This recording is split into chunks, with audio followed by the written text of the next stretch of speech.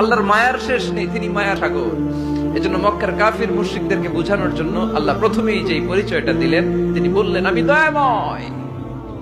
তোমরা রহমানকে চিনো না, রহমানকে জানো না, আমি মেহেরবান, আমি দয়ার সাগর, আমি মায়ার সাগর, আমার দয়ার কোনো শেষ নাই, কোনো সীমা নাই। চিল্লায় বলেন ঠিক কিনা?